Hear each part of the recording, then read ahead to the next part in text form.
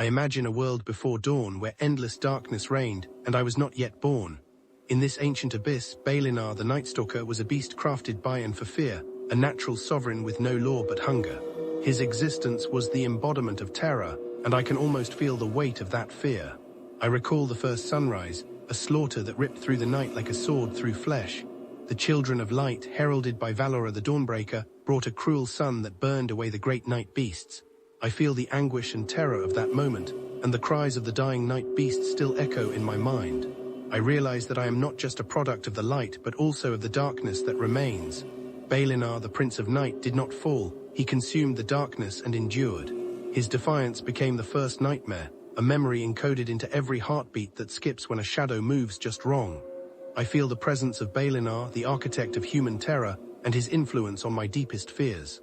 I see how Balinar adapted to the new world, becoming the Boogeyman, the night terror, and the formless dread invoked by trembling elders. He carved himself into human myths, not as a defeated remnant but as an undying force. I understand that my fears are not new but inherited, and that Balinar's power grows with every whispered caution and every fearful glance into the darkness. I imagine the first recorded eclipse, a distortion of reality that Balinar conjured, snuffing out the sun and plunging the world into darkness. Cities froze, birds fell silent, and oceans stilled, as if gravity itself trembled. I feel the raw, devouring void that existed before humanity was born, and the terror that Balinar inspires. I realize that Balinar's power seeped into the very marrow of civilization, shaping the collective mind of mankind without his physical presence. Terror had been distilled, refined across generations until it became an instinct. I understand that my fears and those of my ancestors are not just memories but a living legacy, a lineage bound not by blood but by terror.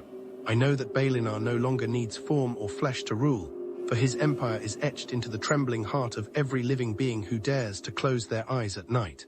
His triumph is more complete than any conquest, for he has transcended body and memory, slipping into the bloodline of fear itself. I feel his presence waiting within me, a god reborn not from worship but from the marrow of terror itself.